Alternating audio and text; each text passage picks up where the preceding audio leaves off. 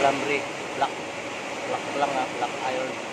Experiment tayo, experiment mo ha. So, sa unang balde, ang laman nito, zinc sulfate at saka uric acid. Then, ilagyan natin ng zinc. Tingnan natin ang result ha.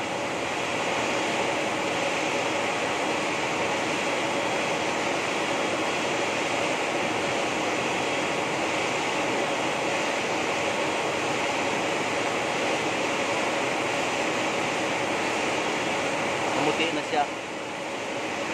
Saglit lang. Lublog ko lang, lublog ko lang. Mamuti na siya. Yan pa lang yan ha. Pag nilipat natin sa kabila, yung zinc sulfate na meron ng boric acid, inaluan natin siya ng brightener at saka iron na ano, iron plant, yung iron plant.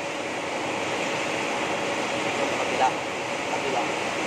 Tingnan mo ha, yung resulta ng unang balde.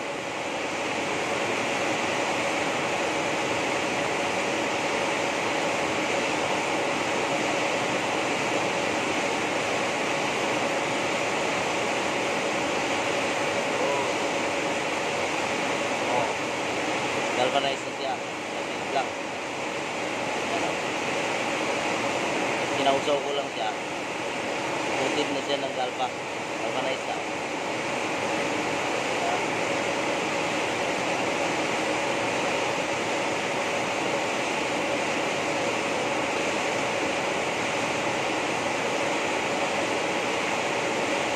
Seconds lang siya. Mga 10 seconds.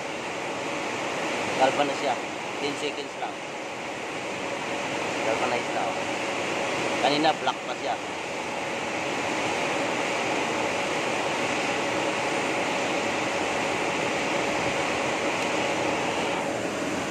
Ayan, ang gamit ko ito. Tapos meron akong transformer DC. Pero ang voltahe niyan is 5 volts lang, 5 volts, 5.24 DC. So, ini-experiment ko muna sa maliit na balde. Pagkatapos, pag okay na dito ang timplada, ito na. Lalagay ko na dito sa pan. Lahat yan, lalagyan ko na siya ng timpla. Hanggang dun. Pag okay na lahat ang timpla niya, sasalang na ako ng alambre for galvanizing na. Okay?